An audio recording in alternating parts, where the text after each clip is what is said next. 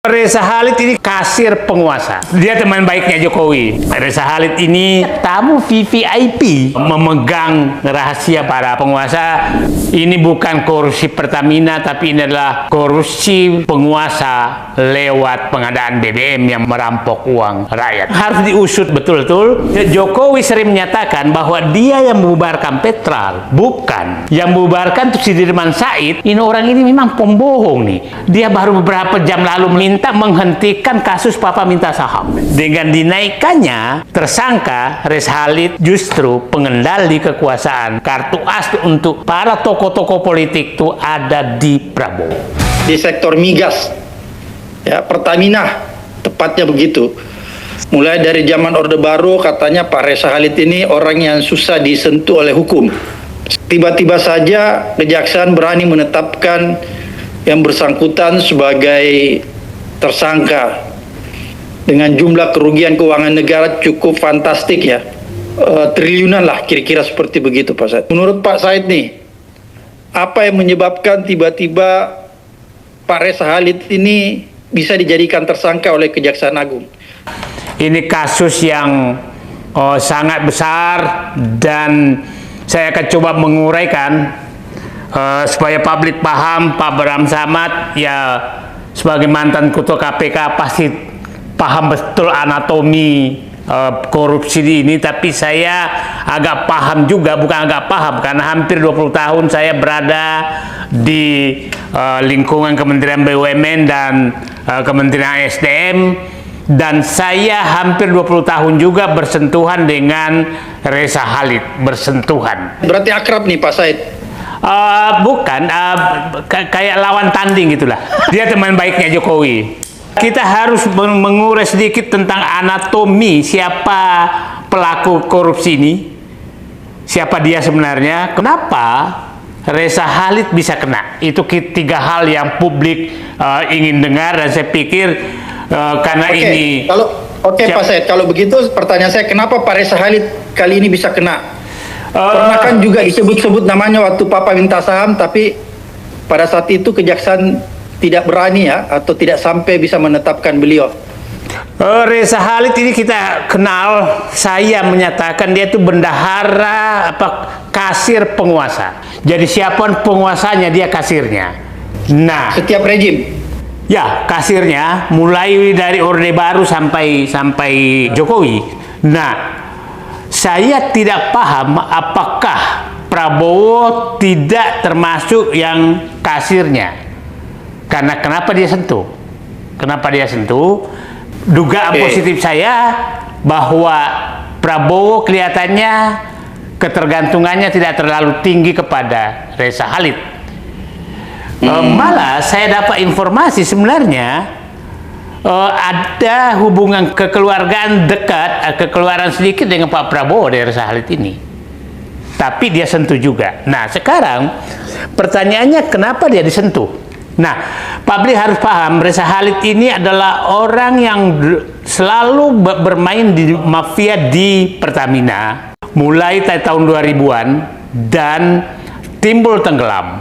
Timbul tenggelam tuh, saya ingin cerita Pak Bram Samad, tahun 2005 itu saya diangkat menjadi sesmen BUMN, dan saat itu hari pertama saya dilantik, saya diminta oleh orang atas untuk ketemu dia 2005, dan saat itu langsung dia katakan, saya hanya minta Anda sebagai sesmen BUMN jangan ganggu saya, bisnis saya. Itu permintaannya dia.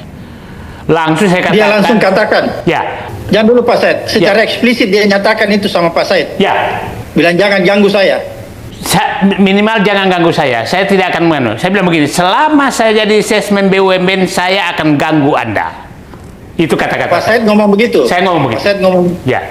Terus apa dia katakan waktu Pak Said ngomong begitu? Dia kaget. Ya, saat itu saya masih anak muda lah, 40 tahun umurnya, jadi masih menggebu-gebu. Masih menggebu-gebu, sekarang aja masih menggebu-gebu, ya kan? Iya, apalagi dulu. Nah, iya. Dua hari kemudian saya ditelepon dari atas, Bapak siap-siap diganti. Ya, pada saat itu pemerintahnya SBY kan masih saat itu. Oh, SBY. Ya. Nah, Kemudian dia berhenti lagi pada saat Sudirman Said masuk menjadi mengkoordinir pengadaan minyak di Pertamina sebagai kepala divisi ASP bersama dengan Endratoro Sutarto komut Pertamina. Dirutnya saat itu Ari Sumarno. Ari Sumarno menghentikan semua pengadaan minyak lewat Petral karena ini Reza Khalid lewat Petral biasanya. Itu 2006 sampai 2007 supaya publik paham. 2008 Dirut Pertamina diganti oleh Karen Agustiawan, dihidupkan lagi pengadaan minyak dari luar negeri. Dari luar negeri tentunya lewat Reza Khalid dong, 2008 mulai. Berlanjut kemudian masuk lagi pada saat 2014 itu masuk Sudirman Said Menteri BSDM, saya ikut staf khusus, kita hentikan lagi dan dibubarkan Petral 2016. Nah, jangan dulu Pak Said, apanya yang dihentikan ini? Dibubarkan Petral malah. Jadi Petral dibubarkan, terus Pak Reza hilang lagi dan terjadilah kasus Papa minta saham. Kasus Papa minta saham ini perlu kita detilkan karena awalnya kita menduga bahwa Reza Khalid ini bukan anak kesayangan Jokowi awalnya. Tapi ada yang menarik sebenarnya supaya publik paham.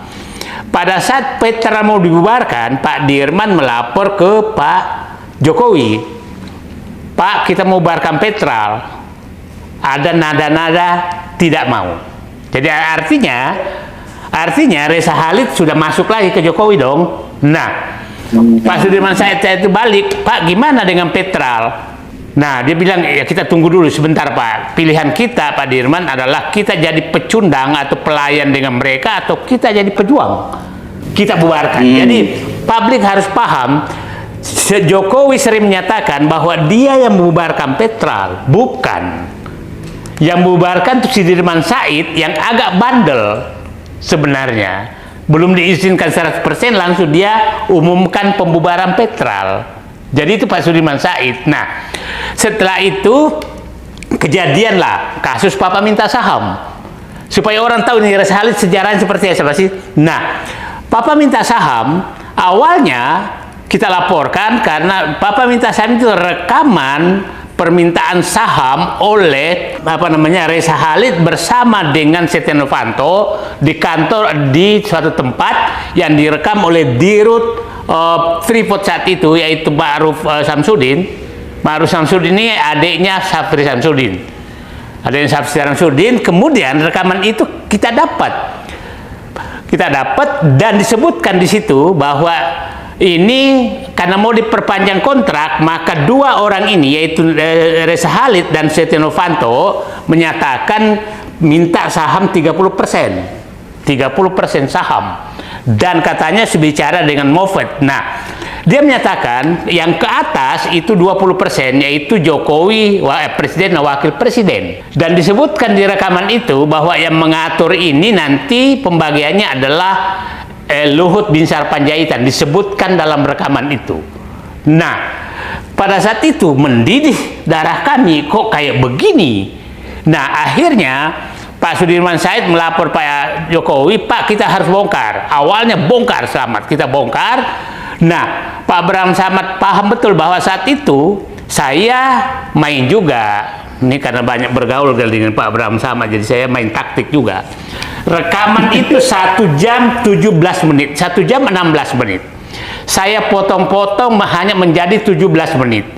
17 menit saya laporkan ke Mahkamah Kehormatan Dewan DPR. Disitulah terjadi perdebatan dan dibukalah bahwa ada yang disembunyikan oleh Said Didu kenapa hanya menyerahkan 17 menit. Padahal tujuan saya adalah supaya dia dengarkan semua, diminta semua 1 jam 16 menit. Akhirnya terjadi keajaiban dunia saat itu.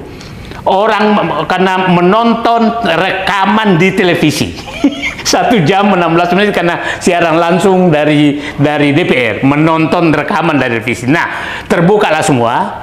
Yang menariknya setelah dibuka itu, nah kita sedang menggugat Setia Novanto menikah anaknya Presiden Jokowi di Solo, Gibran menikah. Kita datang Pak Dirman sana, saya di luar. Terus saya datang, saya ingin tahu siapa sih yang datang. Tahu-tahu datang Reza Khalid pakai jet pribadi ke Solo. Nah, terus saya kasih tahu Pak Sudirman, kok si Reza Khalid datang? Ini kan kita lagi perang dengan, ya biasanya kan penjabat bersih ya, pada nggak mungkin lah ngundang koruptor di undangannya gitu kan. Nah, Pak Sudirman saya loh, ternyata dia tamu VVIP di Solo. Reza Khalid itu dijaga khusus, difoto khusus.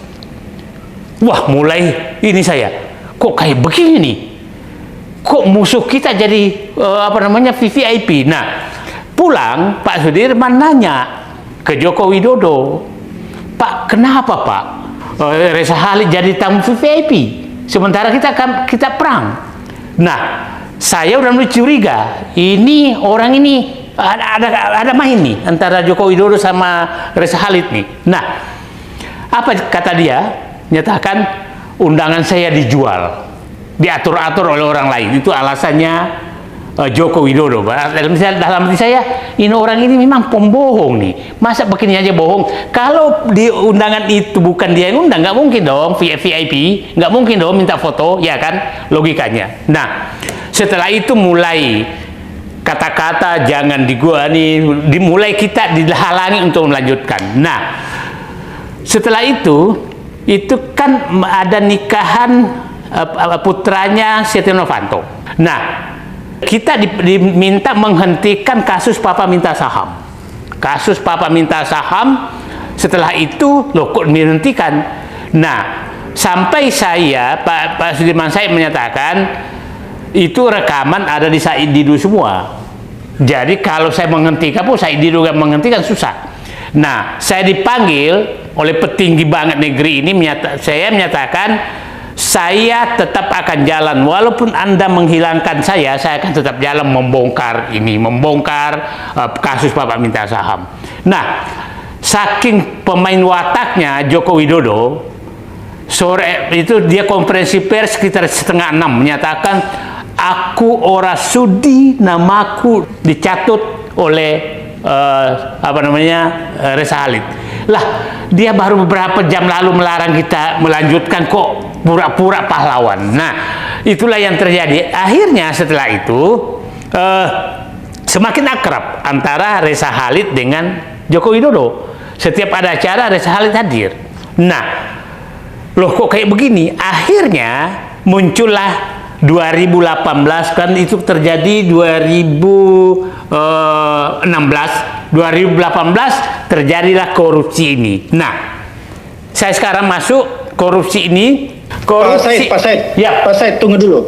Kenapa tiba-tiba pada saat itu Pak Dirman dan Pak Said punya pikiran untuk membubarkan Petral sesegera mungkin?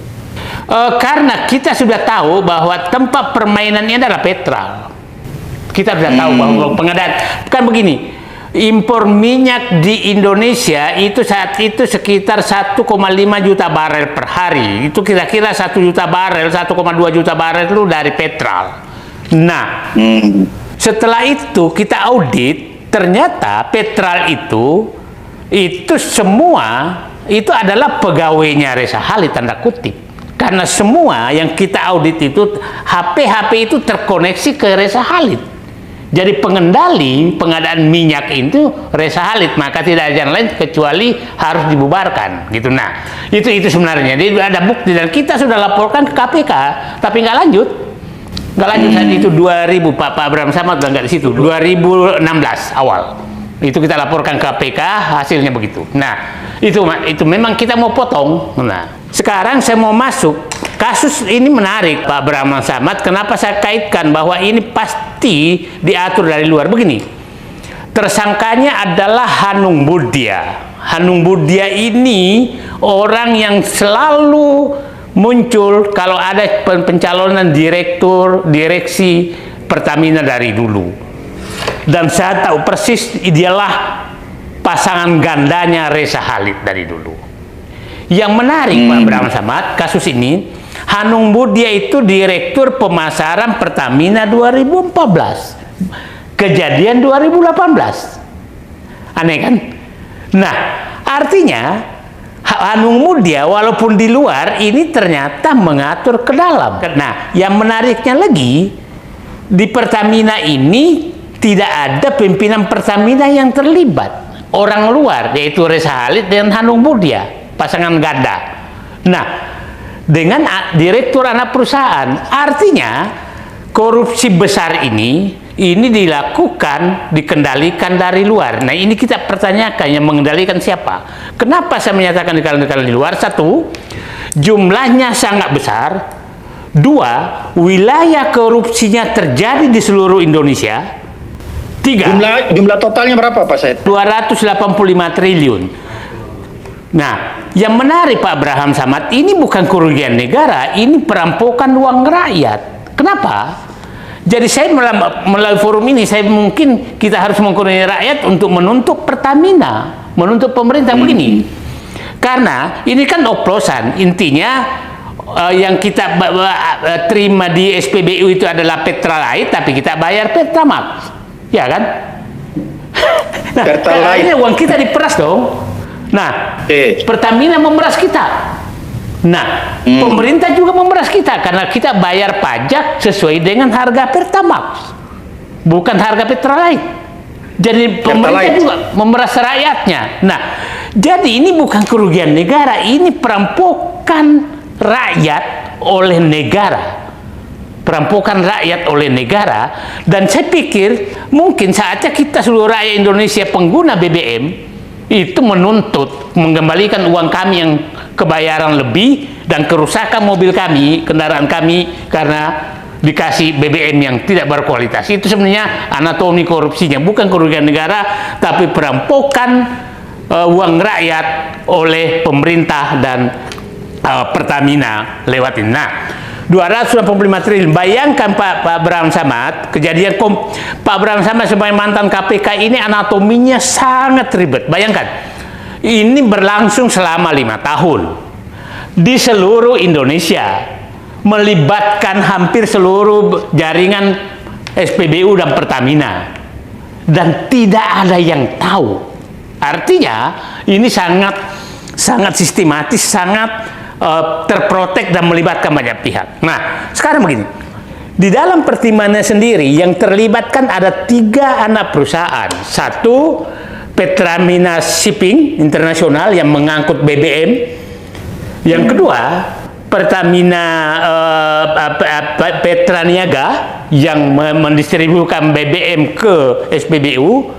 Yang ketiga adalah Kilang Internasional. 3 anak perusahaan. Nah, di dalam good corporate governance ini 3 anak perusahaan ini harus bertentangan. Contohnya begini, pengangkut shipping itu harus menerima dan mengangkut BBM itu sesuai dengan jumlah dan kualitas. Yang faktanya yang diangkut itu tidak sekualitas itu, dan dia harus periksa. Yang kedua, kilang harus mengeluarkan BBM atau minyak sesuai dengan jumlah dan kualitas standar. Yang ketiga, SPBU dan tangki-tangki penimbun, ya kita anggaplah kalau di Makassar itu di Pare-Pare gitu, dia harus menerima BBM jumlah dan kualitas yang sesuai standar. Bayangkan selama 5 tahun itu diam semua. Diam semua. Artinya ada kekuatan yang sangat kuat, yang sangat besar yang mengendalikan operasi korupsi ini. Karena jumlahnya besar, seluruh Indonesia dan semua diam. Nah, jangan dulu Pak Said, siapa kira-kira yang mengendalikan? Saya punya keyakinan bukan Pertamina. Saya punya keyakinan. Saya punya keyakinan minimal bahwa ini dari nah, kalau yang berkuasa dari Pertamina kan ada 2, Menteri SDM, Menteri BUMN, ya kan? Ada 2. Nah, tapi kalau melihat ini, kelihatannya saya lebih menduga bahwa ini operasi samping dari kementerian oknum kementerian atau kementerian BUMN. Saya punya keyakinan itu. Tapi saya punya keyakinan bahwa ini masih diatur yang lebih tinggi karena melibatkan lagi instansi lain. Nah, artinya tidak salah kalau kita menduga bahwa ini operasi besar yang dilakukan oleh penguasa. Pak Abraham Samad lihat waktunya itu mendekati pemilu semua loh, Pilpres 2018 itu Pilpres yang kedua, 2023 berhenti karena udah selesai Pilpres, itu 5 tahun. Nah, jadi ini memang harus diusut betul-betul siapa yang terlibat dan dalam. Nah, karena kita harus melihat bahwa ini jumlahnya besar dan terjadi. Kenapa ujuk-ujuk berhenti 2023? Kenapa ujuk-ujuk operasi ini berhenti 2023? Nah, sekarang kok ada yang buka? Sekarang kita harus mencoba kira-kira kasus ini mengarah kemana ujungnya. Ujungnya mengarah kemana? Karena saya ingin menyatakan bahwa ini ada langkah maju. Presiden Prabowo sudah bisa menyentuh Reza Khalid. Tapi pertanyaannya adalah, jangan juga kita terlalu bahwa suatu prestasi yang sangat bagus. Saat SBY juga pernah terjadi penegakan hukum yang bagus. Besannya dimasuki penjara, ketua umum partainya masuk penjara, pimpinan partainya masuk penjara. Maksudnya pernah terjadi penegakan hukum yang cukup objektif. Nah, saya tidak tahu ujungnya nanti apakah akan berhenti hanya di Reza Khalid atau Reza Khalid hilang atau dihilangkan. Itu kira-kira gambarannya, yang intinya bahwa satu, korupsi Pertamina sangat besar dan melibatkan banyak pihak, hanya akan bisa terjadi apabila ada dikendalikan atau oleh kekuasaan yang tertinggi di Indonesia. Yang kedua, sejarah membuktikan bahwa Reza Khalid ini selalu menjadi bendara kasir daripada penguasa. Jadi penguasa-penguasa yang sebelumnya juga mulai was-was, Pak Abraham. Saya yakin karena takut kalau nyanyi. Ini saya agak paham, semua sempat kebagian. Nah, yang ketiga bahwa Reza Khalid ini memegang rahasia banyak sekali kepada para penguasa dan sempat penguasa yang muncul kecurigaan saya, kenapa agak lambat ditetapkan tersangka dan sekarang kita sudah tidak tahu dan saya ingin menyatakan bahwa ini bukan korupsi Pertamina, tapi ini adalah korupsi penguasa lewat pengadaan BBM yang merampok uang rakyat. Itu Pak Abraham, kira-kira. Oke, kalau begitu menurut Pak Said bahwa kasus ini Pak Said yakini akan berlanjut sampai ke pengadilan. Reza akan dibawa ke pengadilan. Kita menunggu apa yang terjadi. Ada 5 kemungkinan Pak Abraham Samad. Satu, bahwa Reza Khalid hilang, akhirnya stop. Nah, hilang. Yang kedua, hilang maksudnya gimana tuh Pak? Nah, dia nggak bisa dijemput, karena info yang kita dapat pada saat rumahnya digeledah sebenarnya terdeteksi dia ada di Myanmar atau Vietnam. Nah, pada saat rumahnya digeledah, habis itu pindah ke Singapura, baru di Singapura baru ditetapkan sebagai tersangka. Dan kita sudah tahu bahwa mengambil orang di Singapura suatu pekerjaan yang sangat berat. Nah, Pak Abraham Samad pasti pengalaman sangat berat, dan kita tahu bahwa pasti kami yakin bahwa teman-teman Pak Reza Khalid karena puluhan tahun berbisnis di Singapura, dan saya itu kira-kira tuh 80% kilang Singapura tuh kira-kira bisnisnya Reza Khalid lah. Maksudnya penghubung ke Indonesia, nah pemasarannya ke Indonesia pasti dilindungi. Nah, kira-kira mungkin menjemputnya akan susah dan bersinggungan dengan kepentingan orang-orang Indonesia bahwa udahlah jangan dibalikkan ke Indonesia karena takut dia bernyanyi. Yang kedua, yang kemungkinan terjadi bahwa Presiden Prabowo menjadikan kasus ini untuk membuktikan bahwa pemberantasan korupsi yang dia ingin lakukan itu bukan omon-omon. Ini ekstrimnya nih. Ekstrimnya bahwa Pak Prabowo betul-betul oke, aku menunjukkan bahwa saya memang betul-betul melakukan pemberantasan korupsi, dan kalau ini dilakukan betul-betul akan menjadi sejarah bagi Indonesia dan Pak Prabowo untuk memberantaskan korupsi. Alternatif ketiga adalah bahwa dia pulang tapi tutup mulut, pasang badan. Nah, pasang badan untuk dengan berbagai negosiasi. Yang saya sangat harapkan adalah bahwa Muhammad Aris Khalid dapat hidayah dan pulang ke Indonesia, kemudian bernyanyi membuka semua apa yang pernah terjadi di Indonesia. Tapi saya yakin itu bertumbanganlah penguasa dan mantan penguasa. Jadi menurut Pak Said, kalau Pak Reza bernyanyi, maka banyak mantan-mantan pimpinan itu akan terseret-seret ya? Saya punya keyakinan, karena begini, saya bisa cerita. Pada saat di Pertamina, Karen Agustiawan itu memang ada semacam perintah bahwa Peter harus dihidupkan. Dari mana Pak Said tahu itu? Jadi gini, Pak Sudirman Said itu sedang di Eropa bernegosiasi untuk pembelian langsung. Pada saat itu kan ISC itu dipimpin oleh Sudirman Said, kepala divisinya. Nah, pada saat Ari Sumarno diganti, jadi penggantian Ari Sumarno sebenarnya menurut saya, Ari Sumarno ini istilah saya orang yang sangat menyadari untuk memperbaiki Pertamina. Jadi pada saat begini, ada kejadian, dia lihat saya rapat, dia minta waktu menghadap. Pak Said, saya ingin waktu menghadap.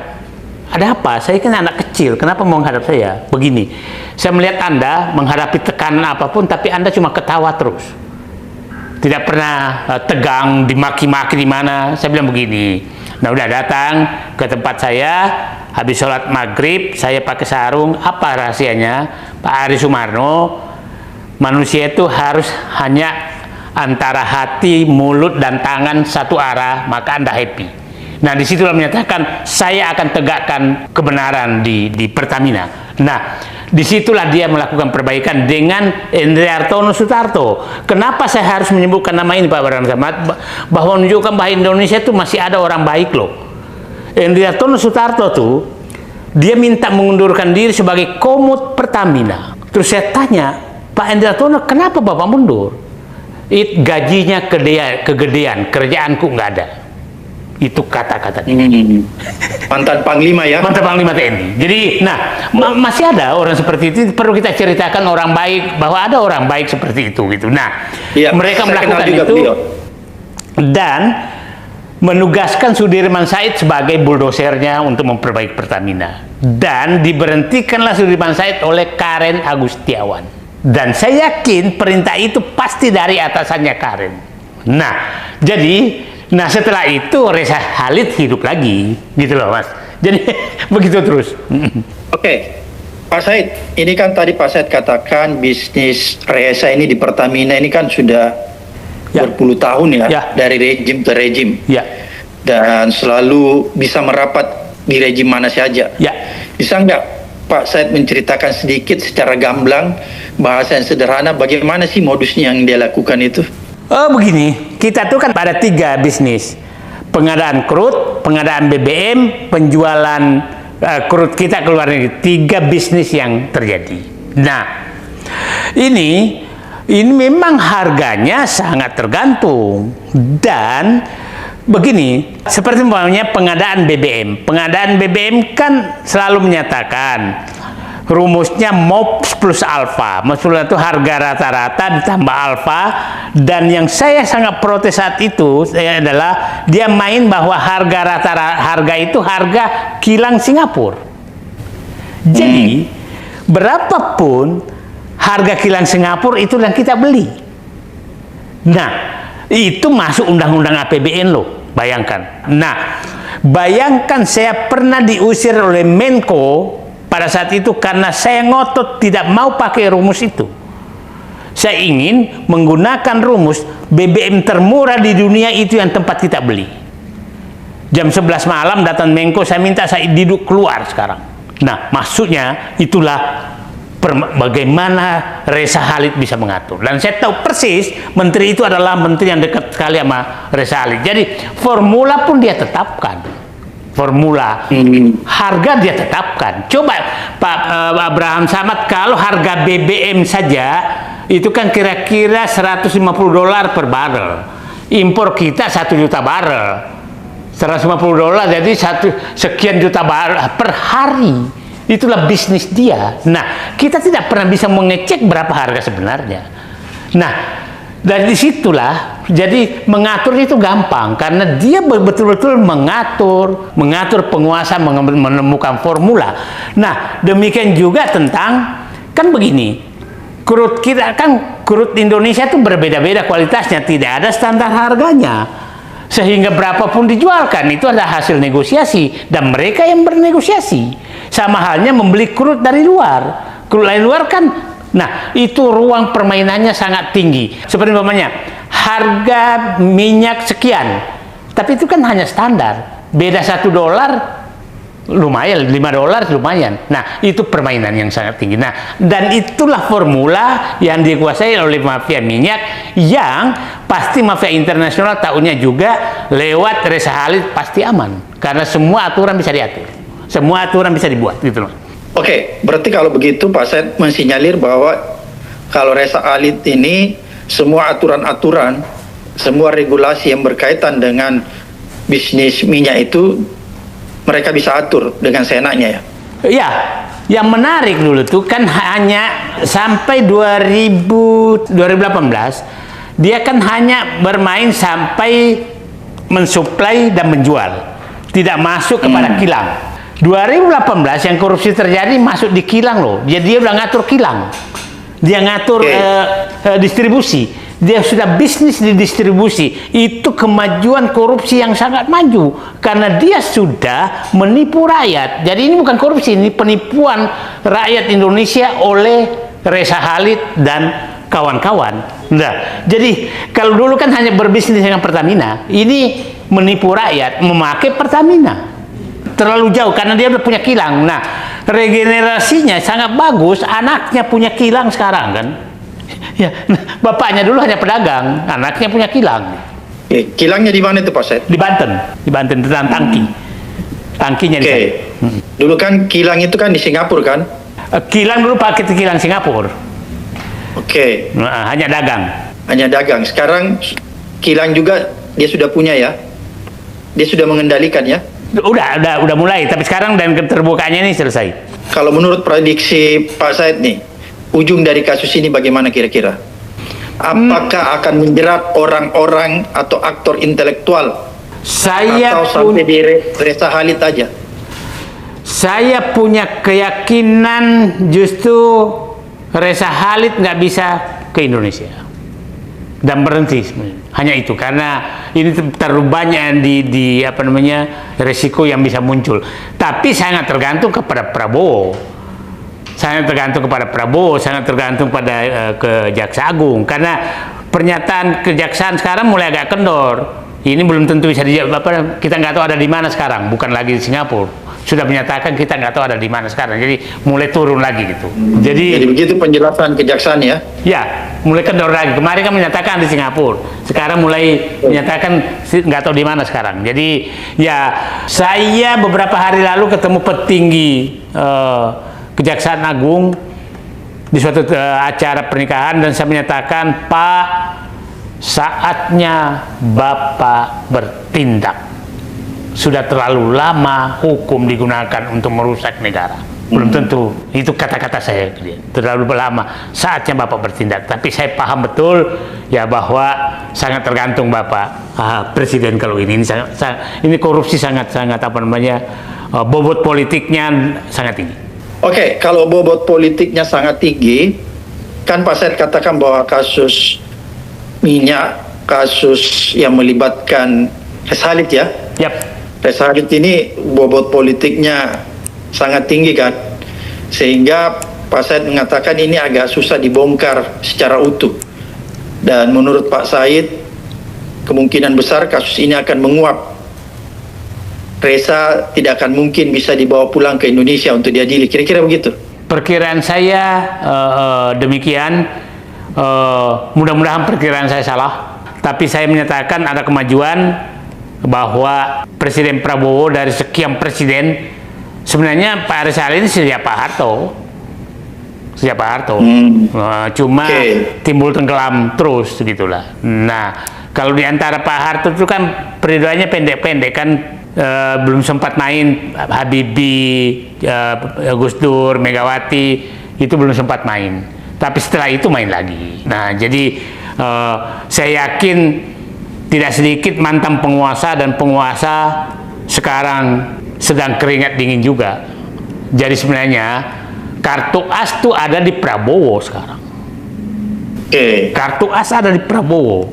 Bisa menemui semua mantan penguasa.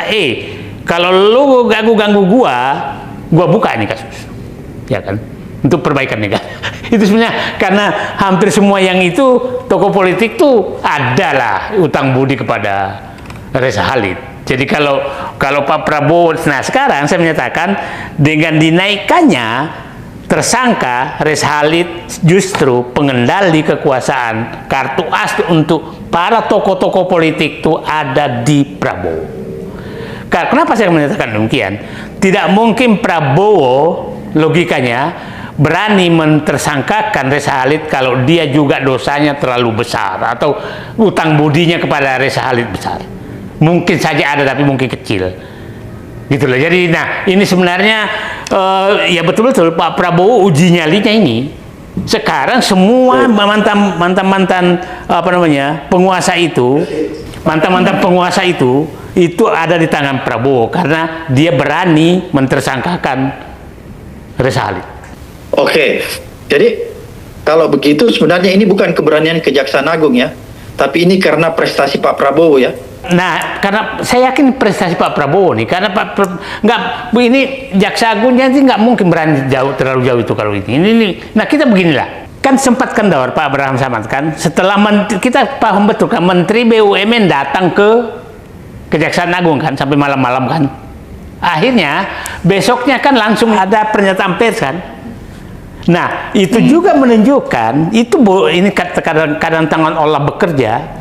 Ngapain juga Menteri Erick Thohir datang ke Kejaksaan Agung pada saat ada kasus. Nah, akhirnya terbuka sekarang bahwa kemungkinan besar yang mengendalikan korupsi ini adalah di atasnya Pertamina, karena saya ulangi lagi, Hanung Budia itu Direktur Pertamina 2014. Tidak ada pejabat Pertamina tinggi yang terkait dengan korupsi ini. Artinya itu diterpedo, diarahkan dari luar langsung ke Direktur Anak Perusahaan. Direktur Anak Perusahaan ini sepertinya memang ditanam oleh mereka. Jadi bukan lewat Dirut Pertamina, ditanam oleh mereka untuk melakukan operasi korupsi besar ini.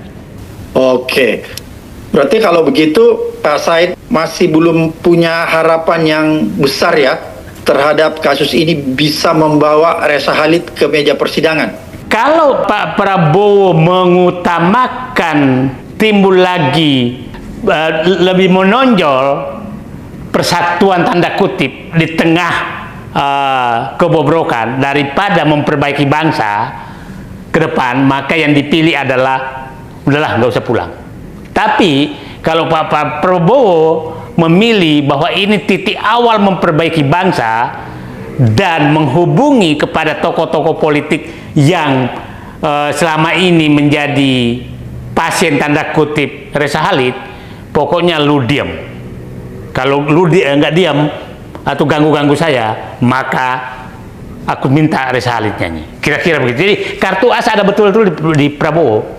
Apakah Pak Prabowo ingin menyelesaikan masalah bangsa dengan pemberantasan korupsi, ataukah ingin harmoni tapi masih di tengah-tengah kerusakan bangsa, gitu Pak? Oke, berarti kalau begitu Pak Said melihat bahwa kasus Reza Khalid ini bisa bergulir sampai ke persidangan dengan menghadirkan Reza Khalid sebagai tersangka. Itu bisa terjadi kalau Pak Prabowo betul-betul konsisten mengawal kasus ini. Betul. Nah, oke. Kalaupun hadir, itu sebenarnya ya bisa diisolasi sampai ke Reza Khalid saja, tidak perlu bernyanyi. Tapi yang orang-orang sama ini menjadi penerima dari Reza Khalid sudah nggak bisa bicara. Dan kalau saya pilih ini, bahwa sekarang Luna ini nggak usah nyanyi, tapi yang lain juga diam. Itu karena daripada memohon. Nah itu saya ini negarawannya muncul, tidak perlu semua orang masuk penjara lah, tapi berhentilah yang masuk penjara yang pelaku utamanya lah. Oke, apa yang ingin Pak Said katakan nih? Satu, saya menyatakan terima kasih dan kemajuan yang dilakukan oleh Presiden Prabowo, bahwa sudah berani menyentuh orang yang selama ini sekian presiden tidak pernah disentuh secara hukum. Yang kedua, bahwa saya berharap kasus ini menjadi tonggak sejarah bagi Presiden Prabowo untuk membuktikan bahwa memang dia mau memberantas korupsi. Yang ketiga, ini menunjukkan, tapi saya berharap tidak hanya berhenti di Reza Khalid, tapi pengatur korupsi ini harus bertanggung jawab dan harus juga bertanggung jawabkan depan hukum. Yang ketiga adalah kepada pihak-pihak yang selama ini bahwa seakan-akan korupsi ini Pak Presiden Jokowi itu bersih, hilangkan itu, karena saya paham Reza Khalid ini orang yang dekat dengan Joko Widodo, dan korupsi ini terjadi betul-betul di 2 kali periode pemilihan presiden, yaitu pemilihan Presiden Joko Widodo tahap kedua 2019, 2018, dan anaknya 2023. Jadi ini sangat bisa diduga bahwa ini ada kaitannya dengan politik. Dan jadi saya harap Pak Prabowo juga tidak lagi ada ewu-pakewu terhadap siapapun untuk membersihkan negeri. Itu saya, Mas. Oke, luar biasa Pak Said, apa yang disampaikan mudah-mudahan mencerahkan kita ya, menuntun kita untuk melihat sebuah kebenaran di kasus korupsi yang melibatkan Reza Khalid ini, sehingga masyarakat Indonesia akhirnya paham siapa sebenarnya yang punya masalah besar di negeri ini yang harus mempertanggungjawabkan semuanya.